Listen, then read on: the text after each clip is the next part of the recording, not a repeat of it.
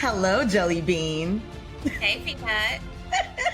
Are you going to put a quantum in front of everything today? Yes, probably. Probably. I figured. Yeah. Well, welcome back, everyone. I'm Nessa. And I'm T. And together we are the Casual Fangirls. But first, T, I got to ask, where are you, girl? Your background is different. Yes, I am obviously not home. I'm traveling. I want to make it sound like fancier than what it is. I'm just in DC hanging out with some friends. So if you hear anything in the background while we're recording, it's just the lovely Fozia getting ready. Yeah. Yeah, that's where I am. Love but of course, I had to take the time out to do this. I actually saw Antman and the Wasp: Quantumania in a theater in DC, and let me tell you, the theater was empty.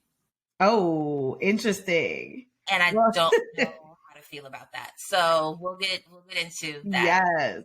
Well, as T said, we both went to go see Ant-Man and the Wasp: Quantumania, the first film of Phase 5 of the MCU, and the third film in the Ant-Man franchise. And we're in the second phase of the MCU's Multiverse Saga. We're getting it going, guys. It was written by Jeff Loveness, who, if y'all didn't know, also wrote episodes on Rick and Morty. So if things look familiar, just saying, there's a little Rick and Morty vibe going on. Directed by Peyton Reed and stars Paul Rudd and Evangeline Lilly as Ant-Man and the Wasp, respectively, with Jonathan Majors reprising his role as Kang. He who remains, the variant of Kang, whatever you want to call him, from the Loki Disney Plus series. So, of course, with, all our other friends returning, Hank, Janet, all the folks. Bill Murray popped up on this. We'll get to that too. So very, very fun cast there. All right. But before we get into everything, T, hit us with a spoiler warning, please. Of course. So as we said, we're going to dive into the Ant-Man and the Wasp: Quantumania movie that just came out this weekend. That being said, we will be spoiling everything from that movie. We're going to talk beat by beat through the plot points and tell you how we feel. We are also most likely going to bring up instances from previous Ant-Man films, including Ant-Man, Ant-Man and the Wasp, Infinity War, Endgame, the series Loki, for obvious reasons that Nessa just mentioned, all things MCU, and maybe a little bit outside of the MCU too, if we need to make comparisons to other things. If we talk about time travel today, then other things are going to come up. So just a blanket spoiler warning that we're going to talk about this movie. And if you want to stick around and join us, even though you haven't seen it, by all means, stick around. But if not, go see the movie somehow and then come back and join us. For sure. Before we dive into all of the, detailed plot points, I would love to get, Nessa, your kind of spoiler-free reaction to the movie, and then we can jump into all the details. Yeah. So coming out of the theater, I had some kind of conflicted feelings. There's some parts of the movies that really, really works and that I loved and I had fun watching. And then there were other parts where I was just like, okay, not working so well for me. But definitely the biggest takeaway is Jonathan Majors needs an Oscar. 100%. Give that man his Oscar, Emmy, whatever. After Loki season 2 comes out, I'm going to need him to be nominated for everything. Put him on Broadway. I don't care. Wherever he's at, I want to see it. What about you? I would wholeheartedly agree. I thought the movie was fun. I thought it was a fun time watching the movie. Like you said, there were some parts that work. There were probably more parts that didn't for me. And I would say that if you like the Ant-Man movies, you should absolutely see this in theaters. If you don't care about the Ant-Man movies at all, you should watch the movie eventually. But do you got to go to the theaters for it? Ooh. I don't think so. And we'll just leave it there. We'll leave it there. But all in all, good time. Jonathan Majors was fantastic. It was great being back with Paul Rudd and the gang. The acting was amazing. It has the same level of comedy as the other Ant-Man movies. So again, it's a fun time. But for those of us that are more casual, that understand that the MCU is telling a broader story, I Mm-hmm. personally felt like there were some things missing from that broader Mm-hmm. story. So let's Gotcha. get into it then. Let's Yes, get into it beat by beat. absolutely. All right, so let's dive into the plot points here. We're going to start with the beginning of the movie, right? Well, in the intro of the movie, we do see that Jen is in the quantum realm. Kane crash lands, and that's their little meet cute, right? But then we hop into modern times to present day, and Ant-Man is living his best life, y'all. He is reaping the benefits that come with being a world-saving Avenger. His daughter Cassie has been inspired by her dad to always help the little guy. So she's been getting into a little bit of trouble, though, by being an activist for those who lost their homes during the blip. She's also obsessed with the quantum realm, due partly to survivor's guilt from not being able to find her dad, and with a little help from Grandpa Hank, Cassie created a device to help them map out the quantum realm without having to visit it. Well, Hubble telescope, as they describe it. When Janet realizes the device sends a signal into the quantum realm, she freaks. And not a moment too soon, because immediately the gang, Scott, Hope, Cassie, Hank, and Janet, are all sucked into the quantum realm. So, first things first, I'm not mad that Scott is out here getting all of his coins from saving this world. Because as we learned, being an Avenger does not pay. There's no health care. There's none of that.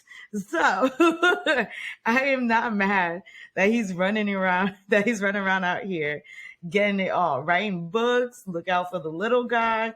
Still got to order that one. Yeah. For sure. But I love it. I love to see. And then like the song, welcome back, welcome back, welcome back. I wish they would have played the Mace version though. They tripped up on that. They should have played the Mace version because it got a little bit more bounce to it. Yeah. But yeah, I love that everybody's giving him his flowers, that people are appreciating him, that all these good things are coming his way. I love that for him. How did you feel about that? I agree. I thought it was cute. I liked that they didn't milk it for too long. It's like, okay, Yeah. we get it. But if I was the superhero, I totally would like capitalize on that. Like, yes, give me all the money, all the money, all the time. I'm doing all the press tours. I'm hopping on all the shows. I'm doing all the interviews for sure. We also learned that Hope took over Hank's company and is now using the pin particles for good. Like they're trying to reforest and do all these other things. And I was like, all right, I see y'all up to some good there. Did you like her haircut? No. Wasn't a fan. I was not feeling it. I was not feeling it. It looks fine. It's not like a bad look. I didn't care for it. Like, I also didn't care for that bob that she had in the first movie. That bob was terrible. Yeah, it was rough. That was I didn't like that one either. That was only what's her name can pull that off from The Incredibles. Edna. Only Edna can pull off that bob. Everybody else, nah. No, thank you. No, thank you. Cassie. Cassie needs her behind whooped. Let me tell you. So Cassie's out here just like getting into trouble because she thinks, that's the righteousness of like, that's like one part of being a superhero that's always kind of weird to balance, right? I know what's good, therefore I should be able to do what I want in order to help people and save people. It's a very Captain America, Steve Rogers idea. And Cassie has definitely taken this to heart. She freaking shrunk a police car because they were tear gassing, trying to clear out a homeless like settlement park in San Francisco, which I think happens quite often out there. I'm not saying she's wrong to do that, but you out here just using pin particles, like just willy nilly, like not even worried about. You definitely can't be out here shrinking cop cars. That's crazy. That's crazy. And like, didn't even get in trouble for that part of it all. Like, and honestly, it's like, if you were so into the particles and like wanting to help people, wouldn't it make a little bit more sense for Hank to buy a piece of land somewhere and to build I don't know, miniature houses and then blow them up so that you can actually have houses for these people. Like, it's very much like a very Batman-esque, like, you have all this money, you could be doing something else. You don't have to be doing that. Yes. He's out here using particles to blow up pizzas so that they can have dinner. Which, genius. Brilliant. Brilliant. Genius. He said, I saved $8. I can't. I want to be, what do you say? You're my hero or something like that? Like, that's brilliant. But yes, you're absolutely right. Like, if you really want to help, like you said, buy a lot of land and then just put those houses on them, blow them up, whatever. And now you've got housing for these folks and stuff.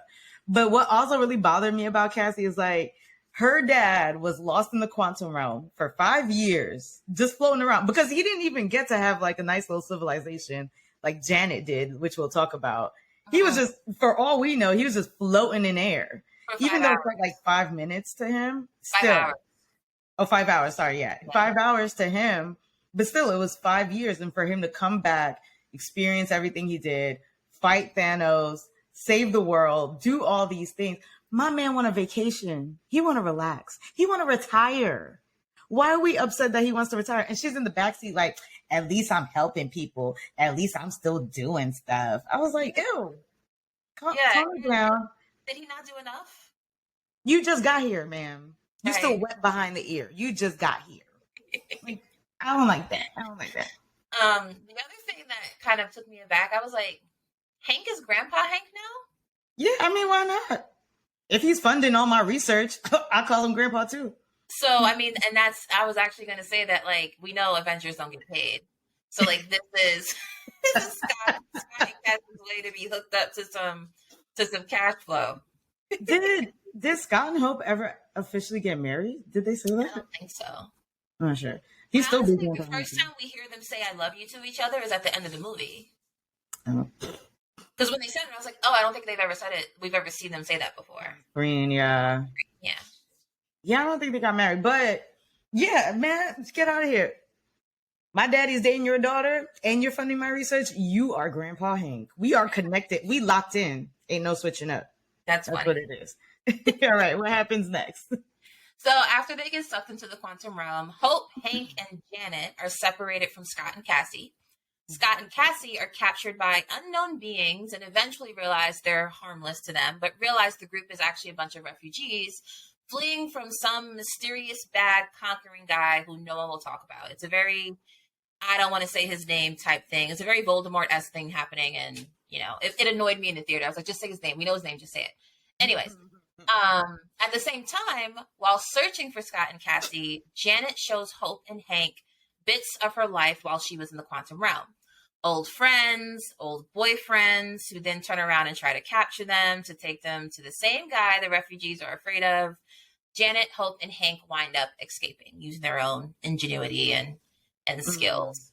So what I found most interesting about like that particular set of scenes was as soon as they got into the quantum realm and realized that they were okay, Hope was like, Mom, you need to explain what is going on. Why are you so afraid? If it was me, I would have been swinging. Because what you're not about to do is keep secrets when I just got sucked into the quantum realm and I have no idea what's going on. Right. I hated that for them. First of all, there's a little man down there trying to escape, to travel the multiverse, to destroy timelines. Y'all just fought Thanos. You don't think that's something to mention? That's crazy. That's crazy to me because Janet definitely could have been like, hey, there's a dude down there. I'm pretty sure he won't get out. But do you think we should go down there and try to grab the power source first to make sure he can't get out? Is Janet the real villain? They were in the problem because of her. She is the reason. She's like Sylvie. Because if she would have just said something, then Cassie and Hank would have never been sending the signal down in there. Because then it would have been like, nobody knew there was quantum people. No one knew. How do you not explain that? Oh, there are civilizations here. You know why she didn't say nothing? Go ahead. You know what I'm about to say? Yeah. To explain her boyfriend. She was like, if I don't have to explain my boyfriend, then I don't need to say anything. Absolutely, because you're right. You're right. That's definitely for sure. Because she was like, "Oh, if I say there's quantum people," he had been like, "What people?" Like quantum men? Right? Because you were there for 30 years, like she said, and then like out of all of them, this guy. And they even say that in the movie. They're like, "This guy? Oh, he used to be charming. Yeah. He used to be charming. Sure, sure, sure. I guess." But yeah, that was great to realize that. Oh yeah, and then Hank was like, "Oh, I was doing my own little thing too." Her name was Lauren. It didn't work out because she wasn't you. She wasn't you, baby. But I love that they're being realistic about it. I don't think it was just one woman, but yeah, that was a very cute conversation that you would have thought would have happened in the between time between the last two movies. It's wild that like Janet never asked or Hank never offered. Like, yeah, like I saw other people. I thought you were dead. Whatever. I it was like an understanding that it was like this probably happened, but we don't need to necessarily discuss it. It's fine. I love that Hope was there to witness the conversation because she was kind of grossed out, which I thought was really that was cute. Great. It was like a little child. Yeah. Are we really doing this right now? Can we just get out of here? Yes. Can we also talk about Janet's fighting abilities and skills? She is spry for someone who is supposed to be Hank's age. Right, because Hank is over here hobbling around. My man got a hearing aid now. Like he ain't out here fighting like that. I don't think his hearing aid is an actual hearing aid. I think that's how he communicates with the ants. Oh, yeah, you're probably right. Yeah, he had that in the first movie too. Oh, yeah. You are right. My bad. But still, he spent time and like not doing a lot of action at all, which is where Grandpa Hank should be. But Janet is out here stabbing quantum creatures and hot wiring power cores to go back to Earth. Like she's just doing the thing. She had a whole second life. And like, trust me, I get it that like sometimes parents have these secret lives and you don't know everything about them and stuff like that. But this, I just had a thought. Do you know what I'm going to ask? Sometimes I think you're psychic and you know where I'm about to go. I think I do. But because the feds might be watching, I might not answer it. What do you think I'm going to say? My dad? No. Oh, never mind. No. I don't even know about that. Anyway. Do we think Janet and Kang? Right? Oh, I was going to get to that when we talked about them hanging out. Okay. Oh, for sure. Okay. First of all, you're going to mess around with Bill Murray and then you get this young buck, this young chocolate buck dropping out the sky. I need you to strip immediately, expeditiously, please. 100% they was getting it on. It's also wild. Like, Janet never got pregnant? It's the quantum realm. I don't know. But she also has a lot of secrets. She could have a secret love baby floating around the quantum realm somewhere. Probably not with Bill Murray, I wish I remember his character name. No, I don't care. But probably with Bill Murray, he's not human, but he has like the anatomical parts, as he said in the movie. But Kang, I think was human for the most part, right? Yes, he is. He's just a man with science. King Dynasty. Okay, here I'm gonna pitch it. Do it. King Dynasty is King the Conqueror and Janet's secret love child, who got left behind in the quantum realm, actually makes it out and avenges his dad's death and takes over the world. Yeah, that's King Dynasty. That's going to happen. No, it's not. But to deal with having a sibling that's also the heir of like the baddest mofo in the multiverse is like an interesting dynamic that like the MCU likes playing with sibling dynamics, and I feel like they've run out of sibling dynamics with Loki and Thor. They're creating one with Star-Lord and what's her name? Mantis. Yeah. So it would be interesting. That would. I'd be into Secret Kang love baby. I'm here for it. Give me the spinoff, please. So the refugees or the quantum people, are attacked by MODOK, the mechanized organism designed only for killing. Mhm. Which, what's his name? Scott said, "Isn't that MODOK?" I was like, "You're an idiot. Stop. And we learned that MODOK is Darren Cross from the first Ant-Man movie.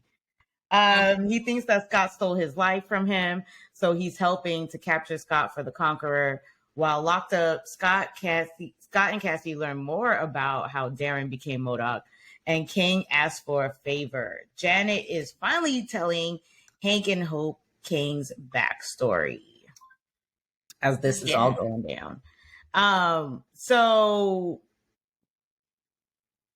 MODOK enters the. First of all, we talked about this before, right? In our previous in the lead up, where I was like, I think because there was a little still shot, and I was like, it looks like Cross, and turns out it is Darren Cross. Nessa was right. Yes, and it turns out that he got sucked down into the quantum realm. King rescues him, puts him back together, turns him into this whole killing machine and everything like that. And then so MODOK decides to basically dedicate his life to helping King. And so when they send down the signal into the quantum realm, it's actually MODOK who finds the signal and sucks them in. And then we meet him and the grand reveal, and everybody's like, oh, that's a lot of face. What did you think about the design of MODOK? I'm sure the design came from the comic book, so I'm not going to sit here and talk about how bad it was. The thing I will say is that MODOK as a concept looks absolutely ridiculous, right? But I think he's supposed to. Yeah, I think. What I will say though is that I thought the CGI would be very obviously it's CGI, but it didn't bother me. Okay. I wasn't bothered by it. Okay. Yeah, it's definitely they're definitely going along with the comics and how he looks in the comics, but it's still, and I guess that's part of the whole appeal, but it really looks ridiculous. It's like, I don't know. I wish something about the face looked better sitting in the machine. I don't know, but it was what it was, I guess. It was like, why did they have to spread you couldn't even, I had to look up to see if it was the same actor who played Darren Cross in the first Ant-Man movie, if that was him playing MODOK. Because you can't see his face, really, with it being all stretched out. It is the same actor. Yeah, it is. Yeah, I didn't, but that was the first thing I looked up afterwards. I was like, if that's the same actor, it sounded like him, but I was like, I can't tell that that's his face. Yeah, because the whole thing is like MODOK's brain is supposed to be super enlarged so that he can be crazy intelligent and all that stuff, hence the big head. But it looks wild. I don't know. But I love the actual mechanism that he's sitting in. Like, I thought that looked really good, even though it's funny that he's got the little T-Rex arms and the baby legs. But I love that part. But yeah, it was something about the face that was just like throwing me off, that I was like, what movie are we in? Also, speaking of what movie are we in, it really bothered me that like when they got down into the quantum realm, I was like, this makes me feel like Star Wars. And for some reason, it bothered me a lot. And like, I don't know that feeling, especially when they were riding on the giant stingray. It felt very Star Wars-esque to me. The stingray felt Star Wars to you. Why? It's like the way it was moving just felt like they were like, I don't know. That felt like Avatar: Way of the Water or something. I haven't seen that, so I'm going to go with Star Wars. For me, it starts more because like when they walk into like the bar and stuff, a lot of that kind of stuff happens in Star Wars. Some of the creature designs, but not really. That like song they play over and over and over again in that. Yeah. And then, but the creatures don't look as cool as the ones in Star Wars, but it still was just like, I was like, I don't know. I didn't love it. I didn't love spending that much time in the quantum realm, to be honest. But anywho'sville, So after we have our MODOK reveal, what happens? So Janet finally tells Hank and Hope Kang's backstory, right? About So damn time. Janet met Kang when she saved his life after he crash landed into the quantum realm. Together, they grew to be friends, and she helped him fix the power source for his ship. When they were ready to power it up so they can go home, when Janet touched the ship, she saw Kang's mind. This very much reminded me of like Wanda and Ultron. We can talk about that in a second, though. Yes, please, because I was confused. Okay. And realized his true mission and backstory. So Kang was exiled to the quantum realm by his other variants who were trying to stop him from destroying the multiverse.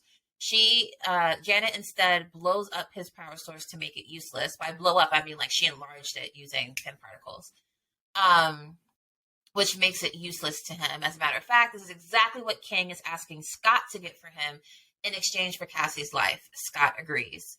Eventually, Scott and Hope are able to shrink the power core back to a normal size, and Kang swoops in to steal it, not releasing Cassie as he said he would. So I have a lot of things to mention with this like group of plot points. Mm-hmm. So first of all, to your point about needing to understand how Janet was able to see. So basically they said that Kang was attached, like mentally connected to his ship, basically. Yeah, there's like a neural link. There's like a neural link there. So when she put the power core in and it all started to boot up, she was able to kind of read Kang's mind, you know, for lack of better terms. And it very much reminded me of when Ultron, spoiler, was uploading his consciousness into into Vision.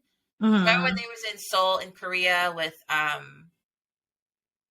the lady who was able to like make tissue out of plastic or whatever? Yeah. Wanda came in and she was like, "Oh, that's kind of cool." And she was like, "Oh, he's dreaming," or something like that. And then she pushed her hand on the cradle and she saw Ultron's vision of having like the asteroid hit the Earth and blow it up. And that was the turning point. Oh. And Quicksilver to be like, "Oh, Ultron's bad. I need to go help out the Avengers to stop Ultron." I did not remember that part, but thank you for reminding me and all of us of that because I did not remember. It was like spot on. Like I was like, "Oh, I see what they're doing here. They're trying to like connect that back to the other thing." So that's that. The other thing I wanted to mention really quickly that I didn't mention in this like this summary, that whole like infinite choices, infinite Ant-Mans, infinite Wasps, possibilities. Was that necessary? No, but it was a reason to have a callback to the first movie of when he followed Cassie's voice. I told you they was going to bring that back. You did. I knew they was going to bring that back. I knew that was going to have to do with something. So here's the other thing too that I've always wondered. So in the first Ant-Man movie, Scott goes subatomic in order to mess up Yellow Jacket's suit. He comes back because he's able to anchor his like self to Cassie's voice. And he thinks to like put a blow up pin particle in his suit to make himself bigger.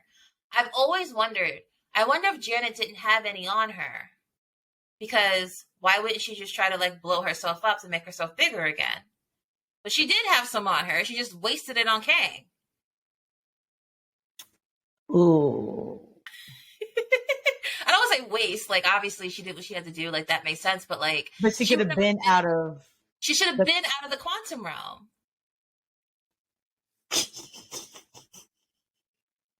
Sorry. Did she not think it was going to work? Possibly, but... She built a whole multiverse traveling engine core. Like, I don't know. Does she really think that? That's a good question. Right. I kind of wish Kay was like, you had those here the whole time. You could have been went home. Ooh. Yeah, no. That definitely brings up a great question because why not use it to get herself out? Answers we will never have. No, we won't. We will never have them. Dang, that sucks. Anyways. Yes. So we learned that Kang wants to destroy everything. The thing that I don't think any MCU property yet has explained is why Kang wants to destroy everything. Except because he says, like, I need to do this because something worse is coming. It's like, what is worse than you destroying the multiverse? So he kind of has very much He Who Remains vibes, right? In terms of, he's like, look, I've seen the end of time, and the end of time is all of my variants coming together, having this multiversal war and destroying the timeline.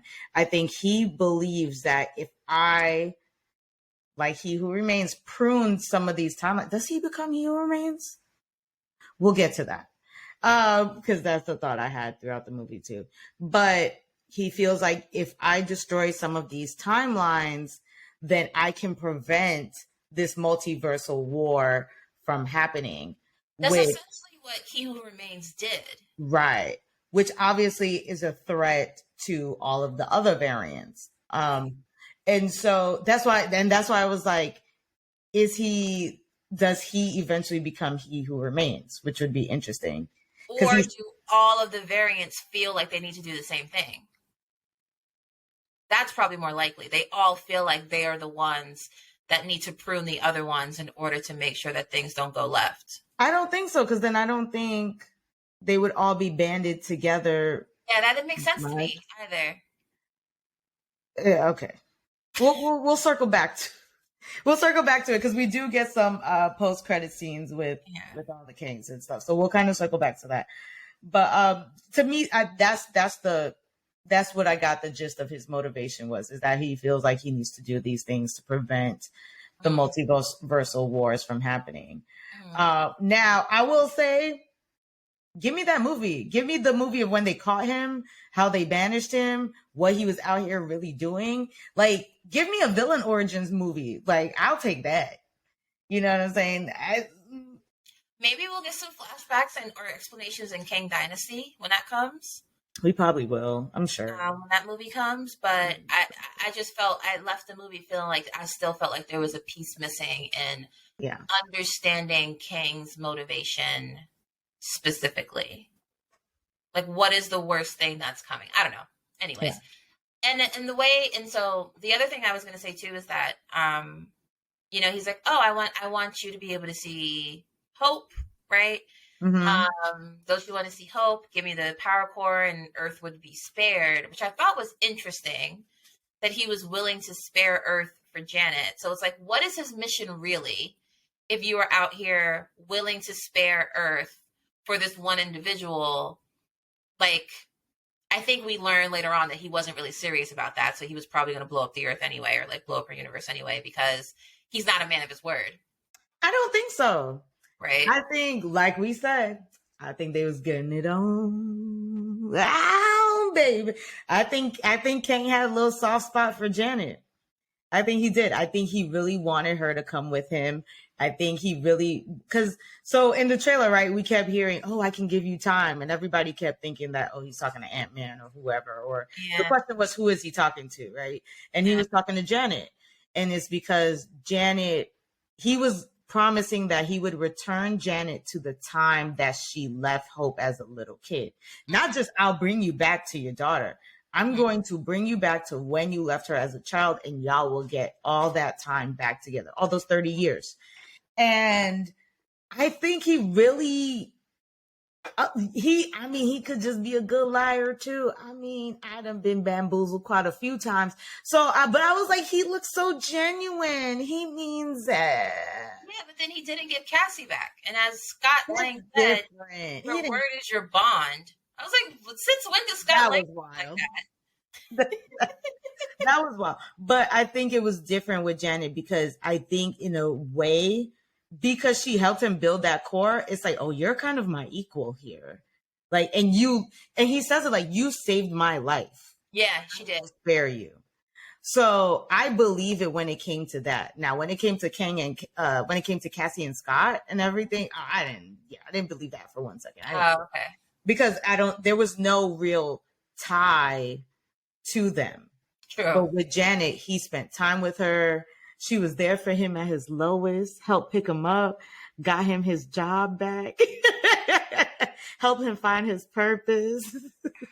She built that man. They had nothing but time down there. They got into some wild things. There's no 100%. There's no way. 100%. So I think he meant it. Okay. Fine. I'm just like, all right. So we in Act 3, y'all. Y'all know how Marvel Act 3 go. We're here. So now enter the big battle of Act 3. Cassie escapes from Kang's henchmen, frees some of the refugees, and puts out a call for all the refugees to come and fight. Janet is being held hostage by Kang as he boots up his power core to escape the quantum realm. Scott and Hope are looking for Cassie, and Hank is nowhere to be found. Lots of explosions later, boom, boom, boom. And he comes with a super army of super advanced ants who successfully take down Kang's entire force. Now, we met these ants earlier in the movie where they explain like the ants created their own technology, blah, blah, blah. They're like, but that's not going to be important. But they did fall they fell into the quantum realm with them. So now they're reunited. Janet uses the power core to set up a portal back to Earth, and they all go through except Scott, who is thwarted by Kang. They fight hand-to-hand combat until Hope comes back to save Scott from a mortal blow from Kang. Women are doing it, out here. In the last few moments of the fight, Kang falls on the power core, which seems to kill him and destroy Scott and Hope's ways of coming back home. Just kidding! Because Cassie figures out a portal from the other side and they all make it back. Oh, and Cassie does have an Ant-Man suit. We find that out when they're fighting and doing all these when they were first fighting Kang's people and trying to escape and stuff, before they get captured. She has an Ant-Man suit that she's been holding back from her dad, and dad was lovely trying to give her lessons. Like, jump and tap.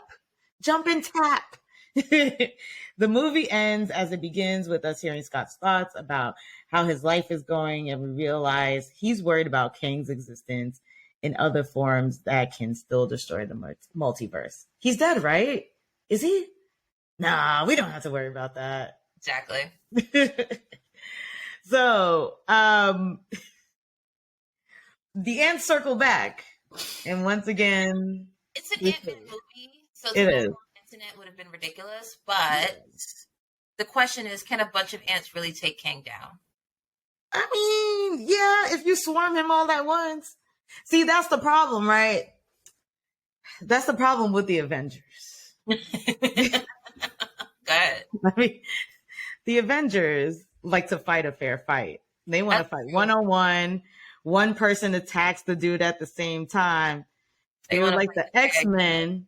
We out here jumping folks. That's what you're supposed to do. You're supposed to swarm this mofo. If they had swarmed Thanos, it could have been over. I'm just saying. But one by one. You're telling me that Captain Marvel, Thor, Captain America, if all of them did not swarm Thanos all at one time, that they couldn't have taken him down? Probably. Second thing, they didn't learn from Endgame. Go for the head. Why y'all shooting at this man? Y'all should have cut his head off. What are we doing here? That's a good point. That's a great point. What are we doing here? Why is history doomed to repeat itself? I thought we learned from all this. Go for the head. It would have been great if Cassie said that. It's like, didn't we learn to go for the head? Like, we should be doing this. I learned in class that you're supposed to go for the head. Like zombie movie rules. Like, right. go for the head. So, I mean, yeah, you swarm them all at once. But he was still out here. He was still kicking. So, yeah, fine. They didn't destroy him or nothing. They just took him down. This variant is actually dead. If we're going by Ant-Man rules, we saw what happened with Cross. So, okay. So maybe he just got sucked into a deeper part of the quantum realm? I think that's true. I think he gets sucked into another part of the quantum realm and builds his citadel all over again and become He Who Remains. I don't know about that. He Who Remains is dead. I don't know. I think he comes back somehow and becomes He Who Remains. Is he? He said, I'm going to see y'all again. Maybe he's inevitable. Maybe he is the actual inevitable one. I think he's the actual inevitable one. Yeah, but something tells me he's not dead. Well, no, there's a million of them, but that particular one, the quantum. I don't think King the Conqueror is dead. I'll put it that way. Oh, that one's supposed to be King the Conqueror? Yeah. Well, that's why they call him the Conqueror. Why can't all of them be a conqueror, though? Because they all have different identity. This is why I keep correcting your stuff. This is what I keep telling you. They're all different people. But don't they all conquer? But that's not what they call their thing, right? Huh? But that's not what they call themselves. That confuses me. I'm sorry. Like, why does that confuse you? Because conquering is what they do. That's kind of the definition of what he does. It's like calling Doctor Strange something else in each universe, but like there's only one Doctor Strange. That's a wizard. They're all wizards, right? Different, but it's not in his title. It's not in their titles of the Conqueror. I refuse to call him King the Conqueror. He is Quantum King to me. Okay, that's fine. Go for it. So this ending actually surprised me because we were talking about this in our lead up. This is movie number 3. We were convinced that something was going to get lost, someone would die, just this epic thing. And I thought it was going to be, okay, so first I thought, dang, Scott's going to get locked in the quantum realm. Then Hope comes back and I'm like, oh, Hope's going to die saving Scott. And then Scott's going to get out. She's going to be like, I thought it was going to be a Black Widow and, and what's his name? And Hawkeye again, where it's like, go be with your family. I'll sacrifice myself. So I was very worried for a minute. And then when the portal closes, I was like, oh, okay, they're trapped here together. And I was like, I like that. I really thought that was how it was going to end. I was like, oh, they're going to have a little quantum baby. And then Cassie and Hank and Janet going to be on the other side, like trying to get them back. And like, it's going to be great. They're going to come back and they're going to have this quantum baby that has all these special powers because they were born in the quantum realm. Yeah. Now Cassie has a little sibling that could do cool stuff and it like gives her more responsibility. Look at me writing the next movie. Responsibility, and she'll finally grow up and stop being so reckless. Like, it'll be great. No, I didn't get that. Not quite.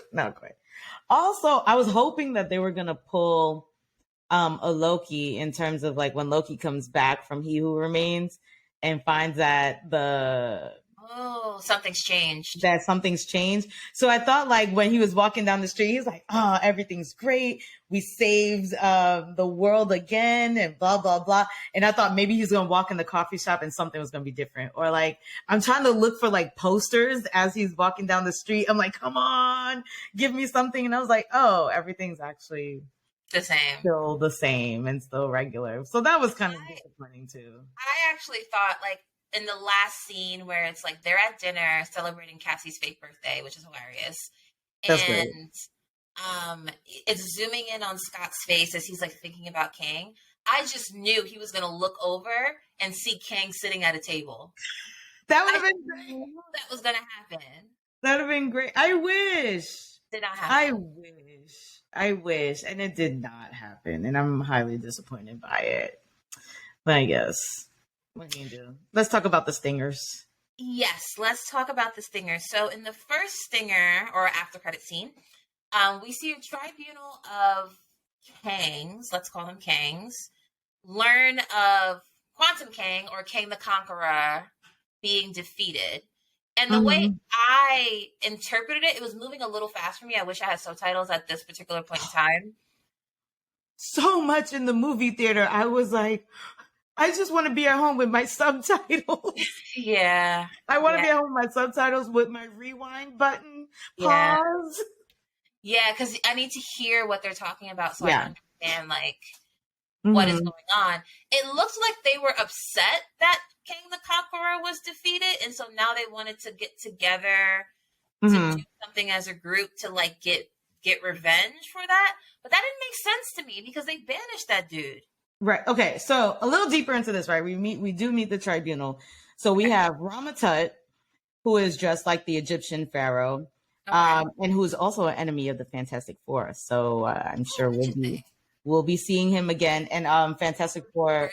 Kang we see with the Fantastic Four, probably. Yeah, and so they're supposed to be introduced, I think, either in Kang Dynasty or right before Kang Dynasty. I'm not sure. And then we have the Scarlet Centurion, which is the one who looks like the cyborg type looking thing, the slick, ball headed look that Jonathan Majors was sporting. And then we have Immortus, which is the one with the blue skin, the long beard, and that raspy voice, who seems to kind of be like the leader a little bit. He looks like a scroll. A little bit. And so I think they are upset not because King the Conqueror is dead, but because these people were able to kill him. Because they were like, oh, they killed one of us. They are realizing what's happening with the multiverse now, and that's going to cause problems for us. So they've probably been doing all this stuff behind the scenes for a while, you know, undetected with nobody noticing. And so now that people are wisening up and now they're seeing like, oh shoot, they're actually able to take one of us out.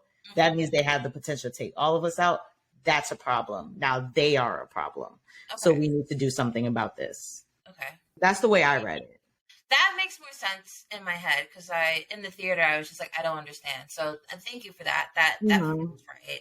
You know, they're all like very like, oh, unruly wretches. They're not the cowards we were promised. You know?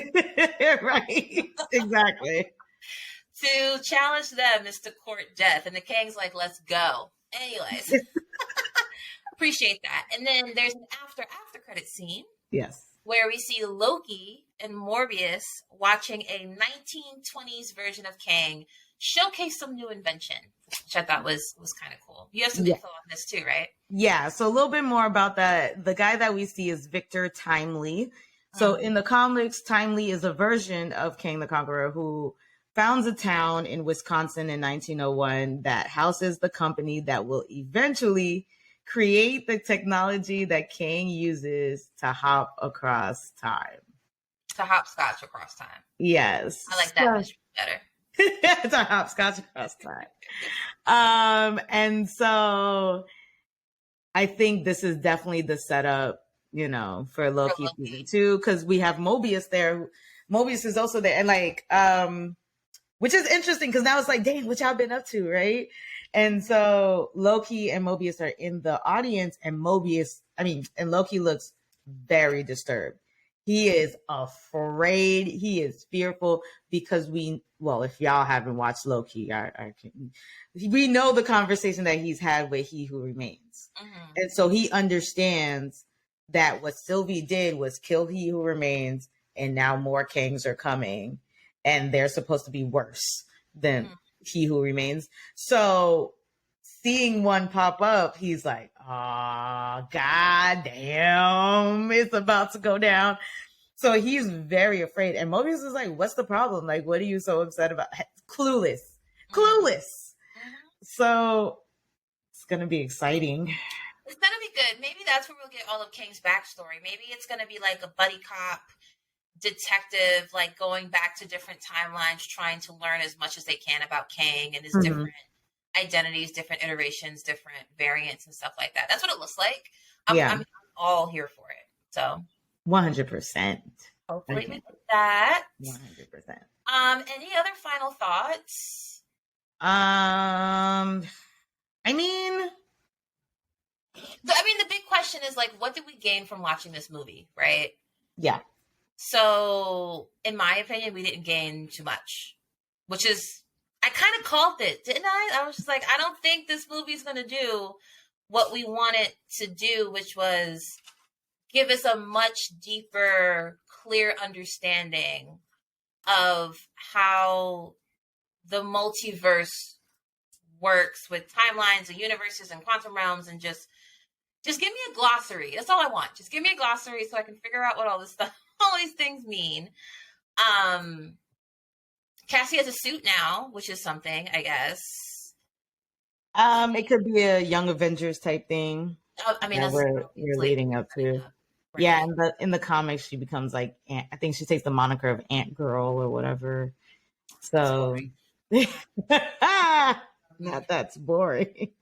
But yeah, so we know that Cassie has a suit. We know more about Kang's backstory. I think I think the main point of the movie was to show that a king can be killed if King is actually dead. If King the Conqueror is dead.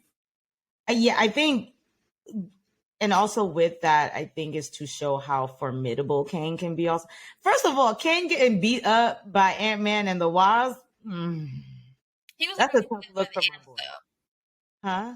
He was already like beat up by the ants at that point in time. He got jumped by the ants. He did. And then Hope and Scott finish him off. But like, even after getting jumped by the ants, though, he was still whooping Scott's ass. So for me, I don't like that he died. Well, died, if he did, anyways. I would have loved the movie more if he actually escaped through the portal and came through. And I was hoping that they would do that. This was the movie that I was hoping where the villain would so-called win. Mm-hmm. That's what I was hoping for. I really was hoping for that. And I mean, it gave us a little bit, but like you said, it did not give us in terms of what we're looking for in the multiverse. And as we go deeper and deeper, to be honest with you, I don't think they're going to give us the answers that we are particularly looking for. They're just going to be like, this is how it works. This is what it is. Here's your story now. Like, I think they've done enough, or in their minds, they've done enough of the multiverse setup and stuff already. So now we're just going to play out the story. No. They did not. But I think now they're just in the point of where they're just going to play out the story. And that's it. And it's like, if you get it, you get it. And if you don't, you don't. That would be really annoying to me. Slightly. But more Jonathan Majors. Yeah. The Council of Kings. And so this is when we get to the end and the stingers and we see like the whole Council of Kings and everything like that. That's exactly when my mind went to like Rick and Morty. Have you ever watched Rick and Morty? Yeah. Okay. So that's exactly where my mind went to. And a lot of people from Rick and Morty are making their way into Marvel and DC, and especially, and it makes sense, especially in this multiversal era of superhero movies, because we're also going to see a multiverse timeline type story in The Flash as well. So it's happening all across the board now. And so it makes sense. And like in Rick and Morty, we see them travel through a multitude of universes and have all these adventures. And there is a council of Ricks with a million of Ricks trying to make decisions and all this stuff. And then all the Mortys. And yeah, so, you know, I mean, I feel like we're just going to get one big Rick and Morty type episode going on here moving forward. Rick and Morty makes sense to me though, so I hope so. I mean, I guess. But yeah, I mean, we'll see. I definitely did like King's explanation when he was like, so you know King loves to give an explanation about time. So this King's explanation was like, time is like a cage that is meant to break you in. And only until you get out, you realize how small everything really is. Mm-hmm. And so I think that is more or less going to be, going to be the theme of the whole multiversal era going forward. Is like, we really think we're in this timeline, in this universe, in this world, but kind of like Men in Black, right? We're really just a speck in a locker, in the locker of lockers and all that kind of stuff. Yeah. So I think that's going to be interesting, but it was fun. The jokes were cute. What's your rank? 7 out of 10. I was going to go more like a 6 out of 10. Okay. Fair. I will say though that if I was going to rank this with the other two Ant-Man movies, mm-hmm. This would be above Ant-Man and the Wasp for me. 100%. Ant-Man, then Quantumania, and then Ant-Man. 100%. So better than the second movie. I totally agree. 6.5 out of 10. I think this movie's gonna. I totally agree. I think we are. What's also tough is like we get all these new characters too, right? That we don't really care much about. So it's kind of like, dang, I miss Luis. I miss, you know. Where is Luis? I just knew when he got the phone call from jail, it was going to be Luis. Nope. Luis but wasn't there. They had MODOK / Darren Cross being a little bitch at the end of the movie. I hated that.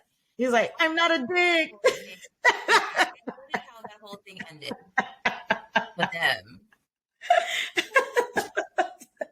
Yeah, like he turns on Kay. that was you know what I hated about that was the speech that Cassie gives MODOK at the end. I was like, this is So dumb. I don't want this part. But yeah, I don't know. It was a 7 out of 10 for me. I had fun. I thought the jokes were, it gave us that Ant-Man flair of the jokes, but it wasn't, there was something more heartwarming about the first Ant-Man that I just didn't quite get here, even though there were a lot of family stuff going on. I don't know. Something just fell flat for me, and I need to keep wrapping my brain around it to understand what quite didn't work for me. Very much same. Yeah. Well, that was Ant-Man and the Wasp: Quantumania. Thanks for hanging out with us and talking about our instant reactions about the movie. We like, subscribe, comment, tell us below. Did you like the movie or not? I heard through the grapevine that it's one of the lower rated MCU movies so far. What do you guys think? What rating would you give it? Did you like it? Is it something that people should see in movie theater? Should they just wait till it comes out on Disney Plus? Let us know. Let us know how you feel about it. In the meantime, like and subscribe to our YouTube channel to, be up to date for when we release more conversations like this. We're on TikTok and Instagram at casualfangirls_. We have a website, go there. Also, check us out, do some things, talk to us. Come on the social medias and have conversations with us. We've been in the comments lately, having actual conversations, and it's been a really, really fun time. So please keep doing that. Until next time, I'm T. And I'm Nessa. And together we are the Casual Fangirls. We will talk to you all soon.